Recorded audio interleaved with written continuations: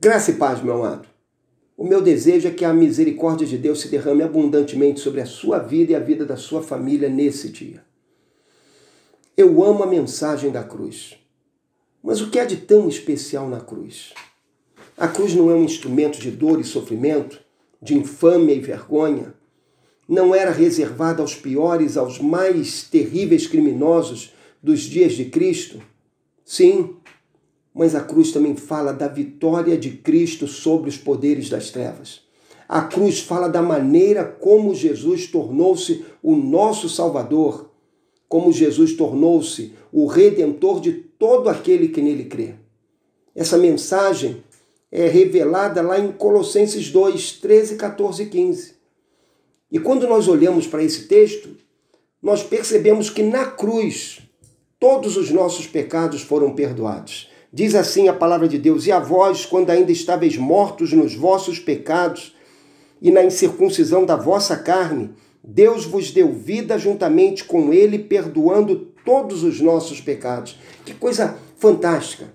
Nós vivíamos mortos para Deus, mortos em nossos pecados, mortos para a vida espiritual.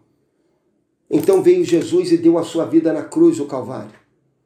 Mediante o sacrifício dele, nós alcançamos perdão para os nossos pecados e alcançamos vida da parte de Deus.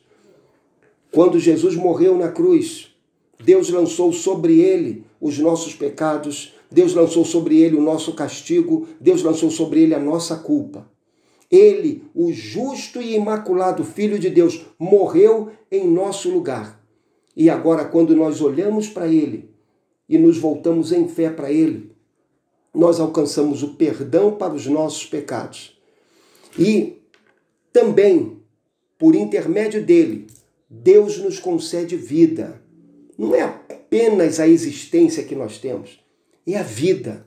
Vida com significado, vida abundante, vida da parte de Deus, vida que nos é dada em Cristo, vida que experimentamos na comunhão do Espírito Santo de Deus, vida espiritual, como fruto da morte de Cristo na cruz. Da cruz flui vida e perdão para todo aquele que crê em Jesus. Mas também na cruz, Deus quebrou o poder da sua lei contra nós. É preciso que nós lembremos isso. A lei de Deus é boa. O propósito de Deus é que a lei fosse um instrumento para o nosso crescimento e enlevo espiritual.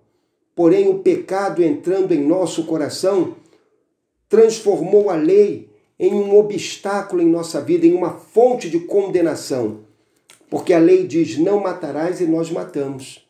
A lei diz não furtarás e nós furtamos. A lei diz não adulterarás e nós adulteramos.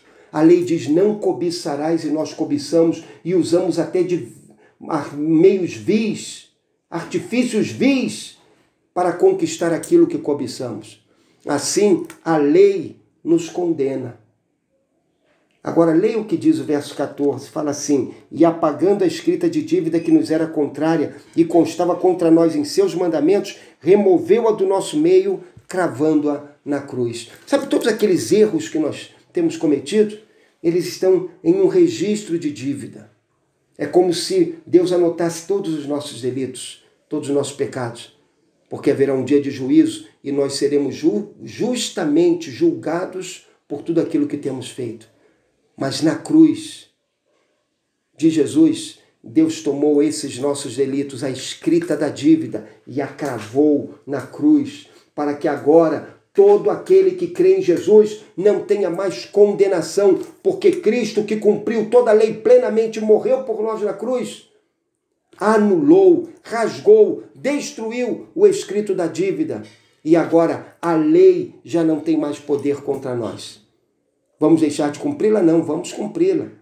Mas com amor, com alegria, com exultação no poder do Espírito, tendo a certeza de que ela não é um instrumento nem para a nossa salvação, nem para a nossa condenação, porque Cristo levou sobre si na cruz a nossa condenação e aboliu a escrita de dívida que pesava contra nós. Mas, meu amado, ainda amamos a cruz, porque na cruz Jesus despojou todos os poderes das trevas.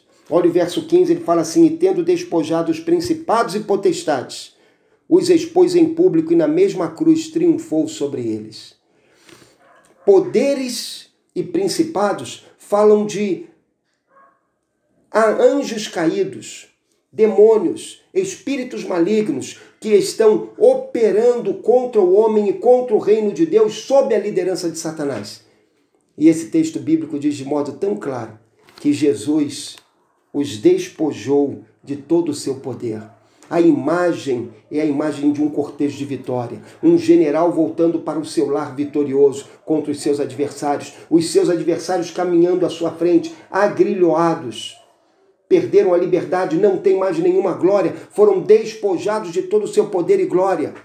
E agora o general triunfa sobre eles e manifesta o seu triunfo a todo o seu povo amado. Assim Jesus fez. Jesus triunfou sobre o poder das trevas. Jesus triunfou na cruz sobre todo o poder do mal. O Filho de Deus veio para libertar aqueles que estavam oprimidos pelo maligno. O Filho de Deus veio para desfazer as obras do maligno.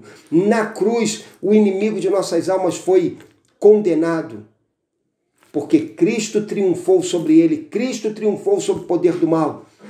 E agora Cristo, mediante a fé na sua cruz, triunfa sobre todo o poder do mal, na vida de todo aquele que crê no seu sacrifício, na vida de todo aquele que o recebe como Senhor e Salvador da sua vida.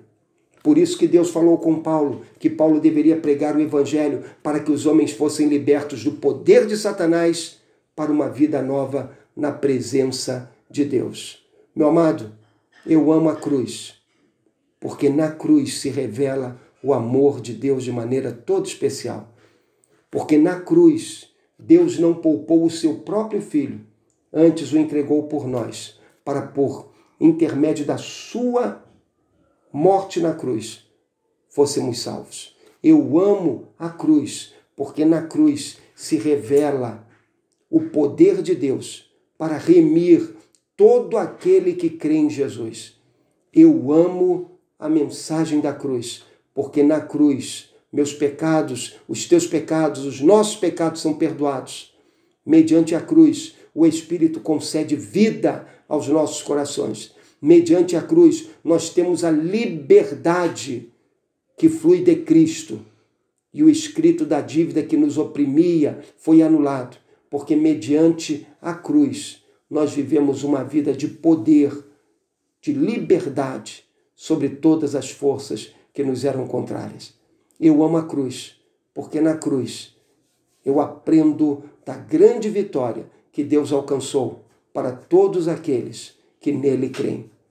Espero que você também possa amar a cruz e possa viver debaixo do poder da cruz. Que Deus te abençoe.